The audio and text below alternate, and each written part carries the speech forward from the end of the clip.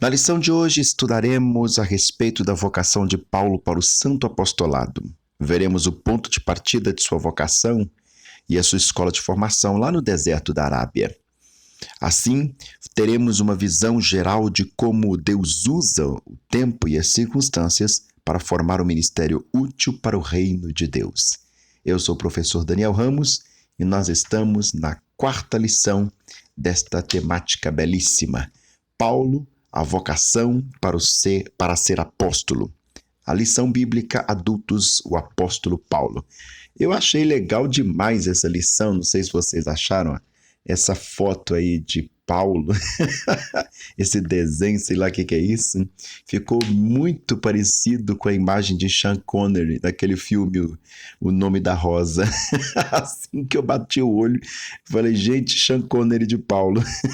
Mas tudo bem. Texto áureo, 1 Coríntios capítulo 1, verso 11, Paulo chamado pela vontade de Deus para ser apóstolo de Jesus Cristo. Verdade prática, Deus chama pessoas para realizar grandes feitos no reino divino. Pegue a sua revista, pegue a sua Bíblia, porque a leitura bíblica em classe está em Atos capítulo 9, verso 15 ao 22, Gálatas capítulo 1, verso 11 ao 18. São dois textos bem extensos, mas de extrema fundamentação para a nossa perspectiva. Antes de assistir o subsídio, por favor, leia o texto na sua revista, na sua Bíblia, para continuar dentro da mentalidade proposta pelo nosso autor. Tópico primeiro, o ponto de partida para a vocação de Paulo, chamada e presciência divina. A vocação de Paulo foi estabelecida segundo a presciência de Deus. Ele mesmo confirma esse fato aos Gálatas quando escreve: mas, quando aprouve a Deus, que desde o ventre da minha mãe me separou e me chamou pela sua graça. Gálatas capítulo 1, verso 15. O apóstolo experimentou uma completa transformação por meio do encontro com Cristo e foi vocacionado por ele para uma grande obra. O livro de Atos, que nós já falamos na lição passada, foi escrito pelo seu discípulo Lucas, atesta para uma chamada presciente quando nosso Senhor Jesus diz a Ananias: vai, porque este é para mim um vaso escolhido para levar o meu nome diante dos gentios, dos reis e dos filhos de Israel. Eu lhe mostrarei o quanto deve padecer pelo meu nome. Atos capítulo 9, versos 15 e 16. Assim Paulo foi batizado no Espírito Santo, batizado nas águas e teve a sua visão recuperada. É a temática de Atos, capítulo 9, verso 18. Isso é interessantíssimo, né? Tem uma presciência de Deus. O chamado não está na hora que a pessoa é chamada. Ali é apenas o ápice da coisa. A gente é chamado desde o ventre. O que Deus tem conosco não é como se fosse um plano que ele acabou de inventar, surgiu uma vaga e ele vai te colocar, não é nada disso. O que Deus tem conosco é desde a nossa mais antiga idade. Desde os primórdios, desde o ventre. Depois de passar pela experiência do novo nascimento, Paulo recebeu a plenitude do Espírito, isto é, ele foi batizado no Espírito Santo.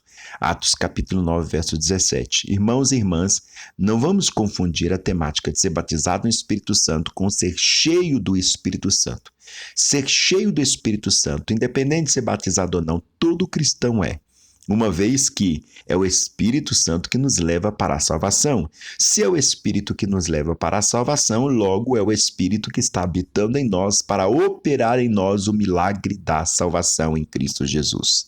Logo, todo cristão é cheio do Espírito Santo, mesmo que nunca tenha passado e até nem acredite no batismo no Espírito Santo. Neste sentido, o livro de Atos revela que o ministério do apóstolo dos gentios recebeu uma unção especial no Espírito Santo. Foi um ministério marcado por pregação poderosa, curas, sinais, prodígios, maravilhas. Com o ministério do apóstolo, aprendemos que não podemos fazer a obra de Deus sem a atuação do Espírito Santo. É ele quem confirma a palavra e a obra. Então, esta é praticamente a temática deste primeiro momento, né? Ou seja, na lição número 4, o primeiro tópico nós já podemos grifar. Sem o Espírito Santo, não tem como fazer a obra de Deus. É o Espírito Santo que nos capacita, é o Espírito Santo que nos forja, é o Espírito Santo que nos direciona. E sem o Espírito Santo é impossível fazer a obra de Deus. Na Bíblia vemos ocasiões em que Deus mudou o nome de pessoas. Abrão para Abraão, né? Gênesis 17:5, Jacó para Israel, Gênesis 35:10, como Jesus alterou o nome de Simão para Pedro, Marcos 3:16, João 1:42. Entretanto, isso não se deu com o nome do apóstolo Paulo. Não há qualquer menção disto na Bíblia. O que explica a mudança de ênfase no nome de Saulo para Paulo é a origem do nome do apóstolo. O nome Saulo, aportuguesado de Saul, remonta sua origem judaica. Já Paulo, aportuguesado de Paulus, em latim, sua cidadania romana. Como o ministério do apóstolo buscava alcançar os gentios, o nome Paulo foi naturalmente usado no trabalho missionário e, consequentemente, nas escrituras canônicas. Saulo não tem o nome mudado de Saulo para Paulo, não tem nada disso, irmãos. Ainda que nos outros textos nós temos essas referências, esses comportamentos que nós não sabemos explicar qual a necessidade disso, talvez sua explicação estaria na significância do seu nome. O nome Saulo e o nome Paulo, na verdade, é o mesmo nome. Saul, né, para o povo de língua hebraica, Saulo para nós, em língua portuguesa, e Paulo de Paulus, né, para o pessoal da origem grega. Então, nessa questão, Paulo, né, Paulus é uma coisa mais latim, né, mais interessante para a obra missionária do apóstolo. Então, tecnicamente, em sentido teológico, não há muita explicação, ou quase nenhuma, e eu imagino que eu decepciono vocês aqui agora. Só que, dentro da perspectiva de um novo momento, de praticamente uma nova identidade, a gente começa a nutrir imaginações acerca dessa mudança, né? Mas, na verdade, não tem nenhum sentido. Segundo tópico, uma vocação efetiva pelo Cristo ressurreto. Não foi uma miragem, nenhuma ilusão de ótica, mas Paulo viu realmente o Cristo ressurreto a quem ele perseguia. Atos 9:17. Essa visão gloriosa ofuscou o seu orgulho ante as autoridades judaicas e foi definitiva para a vida daquele que mais tarde seria o embaixador de Cristo entre os gentios. Deus escolheu Saulo de antemão para fazer conhecer a sua vontade. Qual era o nome dele? Para Saulo. Qual era a vontade dele? Né? Qual é a vontade de Deus para Saulo? Né? Qual é a vontade que este homem tem? Quais são os desejos dele? Na lição passada nós vimos tudo isso. Saulo respirava violência contra os cristãos. Agora, qual é a vontade de Deus para Saulo? Qual é o propósito de Deus para Saulo? Primeiro, se revelar a ele, verdade, né? E aí, como o autor vai dizer, torná-lo um embaixador de Cristo, um pregador do Evangelho. Não foi por acaso as várias cartas do apóstolo às igrejas plantadas por ele eram assim identificadas. Paulo, apóstolo de Jesus Cristo pela vontade de Deus, conforme tem lá em Efésios capítulo 1, verso 1, o exemplo disso. O apóstolo não foi ordenado em Jerusalém, nem por uma comissão de apóstolos formadas por Pedro, João e Tiago, ou por outros apóstolos de Cristo. O que prevaleceu foi a declaração de Jesus para Ananias, discípulo fiel de Cristo em Damasco. Vá, porque este é para mim um instrumento escolhido para levar o meu nome diante dos gentios e reis, bem como diante dos filhos de Israel. Ananias, com autoridade, delegada pelo Senhor Jesus numa visão, foi ao encontro de Saulo numa rua chamada Direita e lá chegando impôs as mãos sobre Saulo. Atos capítulo 9, verso 17. Aqui a gente começa a repensar a perspectiva de ordenação ou consagração, como vocês queiram dizer. Quem é que consagra? Quem é que levanta? Ultimamente, há uma discussão no campo da eclesiologia que a igreja tem se tornado cada vez mais institucionalizada. Ela institucionalizou o sacramento, a saber, a ceia e o batismo.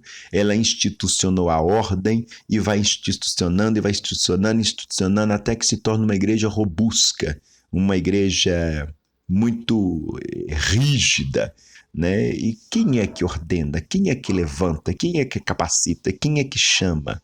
Como que é o chamado ministerial de um homem, de uma mulher? É por uma instituição ou por vocação presciente em Cristo Jesus? Por vontade divina? Como que funciona isso? Fulano nunca foi reconhecido pastor por este mistério. Será que este é um falso pastor porque a instituição não o reconheceu, mas toda a sociedade o aclama pastor e, consequentemente, o próprio Senhor também o vê como pastor do seu rebanho? Não é interessante essas questões? Não estou fazendo nenhuma afirmação. Como vocês sabem, o meu comportamento aqui é de provocar-nos a diversas reflexões. O chamado é institucional ou o chamado é mistério, místico, espiritual? Coloca aqui embaixo para eu saber sua opinião, por favor. Eu não sei como está a sua cidade aí de onde você está falando, mas na Grande Belo Horizonte nós estamos vivendo dias bem quentes, mas quentes mesmo, na faixa dos 36 graus, 37 graus. Aqui para nós, nesse momento que eu estou gravando esse vídeo, está marcando 36 graus. E é bem complexo. A gente sai do chuveiro já suando. Imagina usar terno e gravata numa época dessa. De perseguidor dos seguidores de Jesus, de personalidade tenaz e obstinada, Deus chamou Saulo e o transformou no apóstolo que seria o maior responsável pela expansão da igreja no mundo gentílico. A operação da graça salvadora na vida de Saulo promoveu uma mudança radical em sua vida. Foi Jesus que o confrontou, o surpreendeu e o chamou pelo nome. Cristo ainda chama o ser humano para frutificar no reino de Deus. É necessário um real encontro com Cristo. Quando isto acontece, ele capacita o ser humano para o seu propósito. Assim aconteceu com Saulo. Caríssimos e caríssimas, nós precisamos estar atentos àquilo que Deus quer conosco. Não adianta eu iludir a minha mente nem o meu coração, achando que o que Deus tem com os meus pais é o que Ele tem comigo. Mistério e ministério não são coisas a serem herdadas. O que Deus tem com meus pais não necessariamente tem comigo, e eu nunca vou herdar aquilo que Deus tem com os meus pais. Não tem nenhuma fundamentação bíblica para esse tipo de comportamento. Pergunte ao Senhor, ore ao Senhor, busque o Espírito Santo para iluminar a sua mente para o propósito que Deus tem na sua vida. Eu conheço inúmeros obreiros e obreiras que estão frustrados no reino de Deus, porque ao invés de perguntarem ao Espírito Santo qual era o propósito de Deus na vida deles, eles resolveram seguir algumas lideranças equivocadas. Não que eu sou contra a liderança, evidentemente, mas nós sabemos que o homem pode se equivocar e a liderança é feita por homens.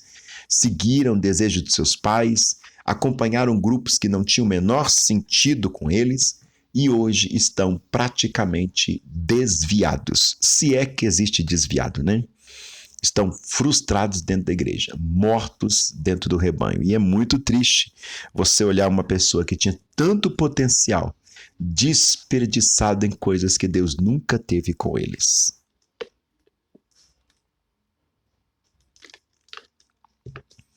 Caríssimos, vamos para o terceiro tópico.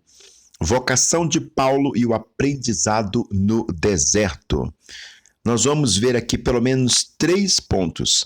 A ida para o deserto, as lições do deserto e outras lições mais no deserto, que é o que o nosso autor vai trazer para nós.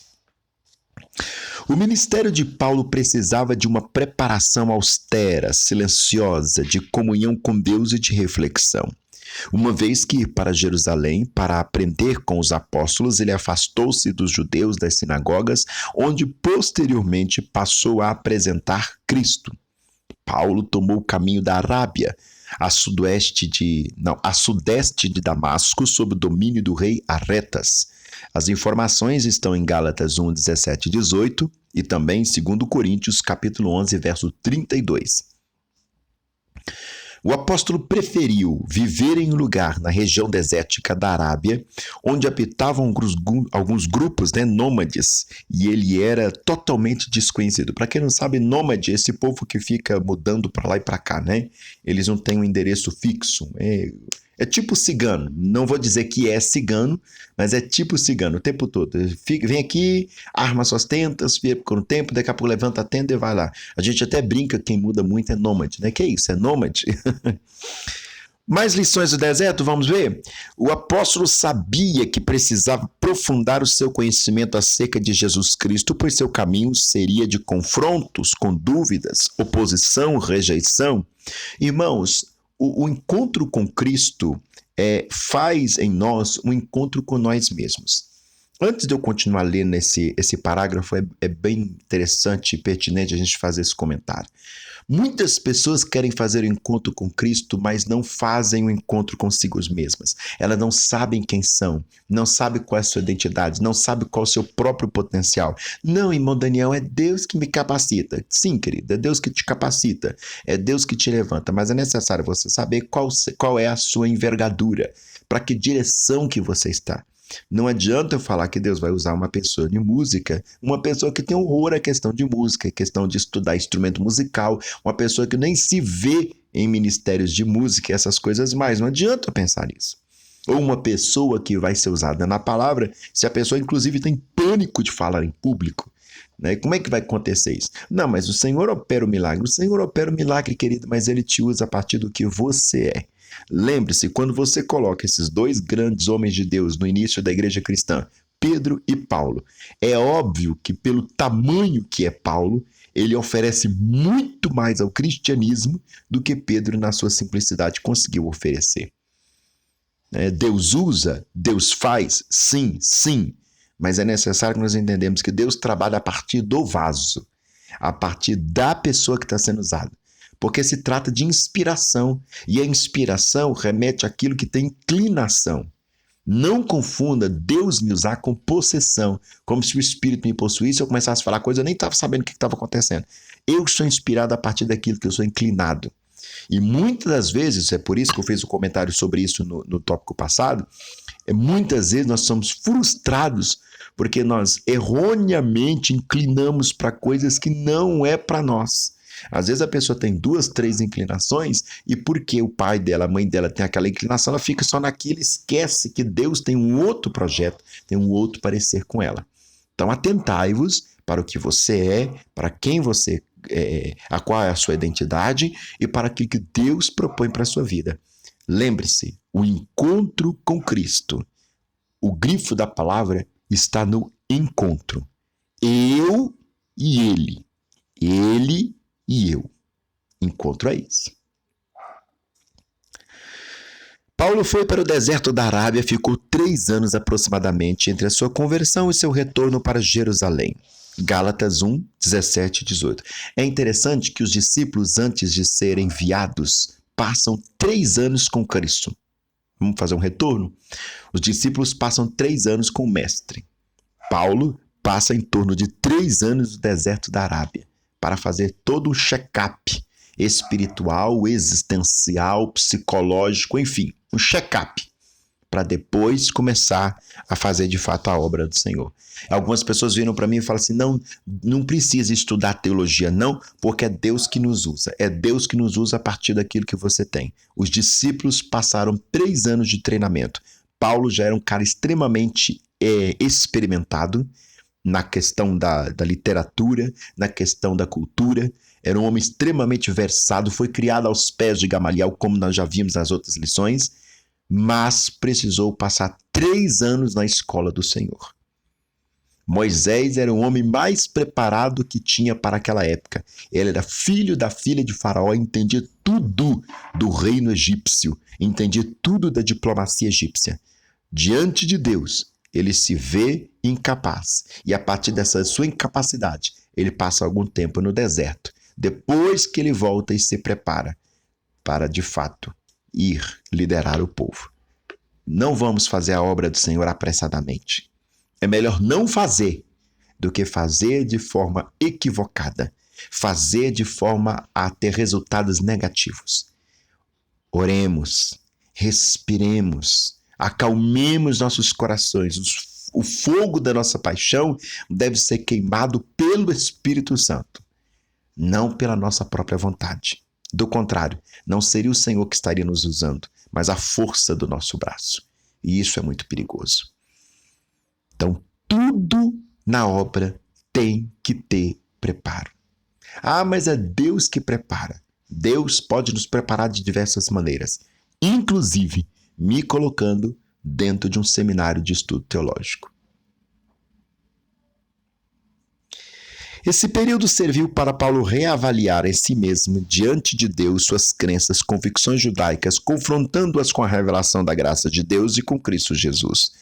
Assim, Paulo se preparou para explicar sua vocação aos líderes da igreja em Jerusalém. Ele está transitando agora de uma liderança judaica para uma liderança cristã. E dentro desta convicção, agora ele vai ter que reapresentar essa convicção. Para a liderança judaica, ele era um judeu zeloso, né? Um judeu fariseu. Para a liderança cristã, ele era um judeu perseguidor da igreja. Agora ele vai ter que convencer a liderança judaica que ele é um novo homem em Cristo Jesus e convencer a liderança cristã que ele é um ex-perseguidor da igreja, agora embaixador de Cristo. Então ele tem uma série de desafios a apresentar. A cultura judaica, ela é intrínseca à fé, ela é intrínseca à religião, né? Como no Brasil, que você pode ver sua religião à parte o Estado, né? Então as coisas se misturam e fica muito complexo nesse contexto.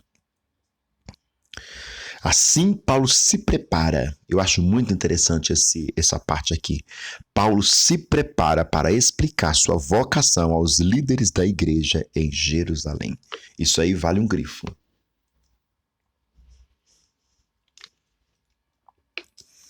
Saulo passou a usar seu nome romano Paulo. Ele tinha o propósito agora de ser o pregador da igreja gentílica. A capital romana dominava tudo, e agora ele vai usar esse nome, com o qual se tornou conhecido em seu ministério. Ao tomar rumo do deserto para refletir e apresentar, e agora Paulo foi despido de toda filosofia e religiosidade legalista do judaísmo. No deserto ele aprendeu que a simplicidade era a chave que abria a porta do cristianismo, que era preciso dominar suas paixões, substituindo-as pela alegria da salvação em Jesus Cristo. Ele também aprendeu que a imensidão do deserto esmaga o poder e a fraqueza do homem. Agora, ele só pode depender de Deus. Por isso, Paulo descobre também na experiência do silêncio e da solidão no deserto que as coisas de Deus são do modo que Ele quer e não do modo que nós queremos. No deserto, Deus ensinou Paulo a ser o líder que ele precisava para expandir o seu reino, sobretudo nas regiões, né, gentílicas, que não era a perspectiva nem mesmo o campo de trabalho dos primeiros discípulos. Vê se vocês percebem, o nosso autor ele sempre faz um comentário a partir da envergadura bíblica, perpassa um pouco de história e termina colocando, ou melhor dizendo, aplicando a relevância desse estudo para nós. Eu gosto demais do pastor Elienay Cabral, porque ele traz essa questão de relevância. Antes de eu terminar o texto, me perguntar, mas para que isso serve nos dias de hoje? Que relevante? Ele já vem me respondendo. Paulo passou pela experiência do silêncio na solidão do deserto. Silêncio e solidão são duas coisas muito necessárias para a vida cristã. A solidão ninguém escapa. Eu não sei se vocês pararam para perceber, mas as nossas grandes lutas, as nossas maiores batalhas são sempre distantes de todo mundo. Ainda que a gente vai estar no meio de todo mundo, no meio de tanta gente, no meio de uma multidão, a gente vai ter que vivenciá-las sozinho. E isso é muito interessante. E o silêncio. Nem toda a gente tem que contar. E a gente sabe que o grande erro de José, do Egito, foi ficar contando os seus sonhos, ainda que o seu pai teria, pedido para ele não contar. Ele não ouve o pai e vai contar para todo mundo. Todo mundo entende, menos ele. Entende de tal ponto que agora eles vão fazer uma maneira de se livrar. Silêncio e deserto são duas chaves mestras que abrem a porta do verdadeiro vocacionado. Um vocacionado tem que saber a hora de falar e, mais do que nunca, a hora de se calar. Se não me engane, São João da Cruz, um grande místico da teologia católica, ele vai dizer que o silêncio também é uma oração. E é muito interessante. Nem todos os momentos nós temos que ficar diante de Deus falando palavras, gritando. Enfim, não estou criticando esse método, cada um ora do jeito que quiser. Mas em alguns momentos é necessário nós nos ajoelhar e nos calar. O Salmo vai dizer, Deus está no seu santo templo. Cale-se diante dele toda a terra. Vamos concluir? A grande verdade que aprendemos nessa lição é que Deus não mudou o seu método para vocacionar e chamar quem Ele quer. Para isso, Ele usa experiências muitas vezes dolorosas do deserto, no deserto da vida, evidentemente, que o autor está falando aqui, e é preciso aguçar a nossa sensibilidade espiritual para identificarmos o chamado de Deus para nossas vidas. É essa a nossa lição de hoje. Depois temos aqui uma breve reflexão, O que segunda lição, que a vocação de Paulo, em que a vocação de Paulo foi estabelecida, evidentemente foi no encontro com Cristo, o que explica a mudança na ênfase de Saulo para Paulo. Ele queria ser o pregador dos gentios, a propósito, Então, o nome mais romano era mais propício. Qual era a vontade de Deus para Paulo? Fazer dele um pregador para os povos gentílicos. E do que o ministério de Paulo precisava? Precisava de aprender as lições do deserto. E segunda lição, cite algumas lições do deserto aprendido para o Paulo. Silêncio e solidão. Bom, já respondi para você as nossas perguntas. O autor faz para nós aqui 3 sugestões de leitura, 3 textos, vocação, chamados para liderar e formando um homem de Deus. Eu não conheço nenhum desses 3, mas imagino que são boas leituras. Aliás, as temáticas são muito interessantes. Eu aguardo vocês no próximo vídeo e muito obrigado pelo que vocês vêm comentando embaixo aqui do vídeo. Deus abençoe, viu? Obrigado, beijo no coração. Tchau.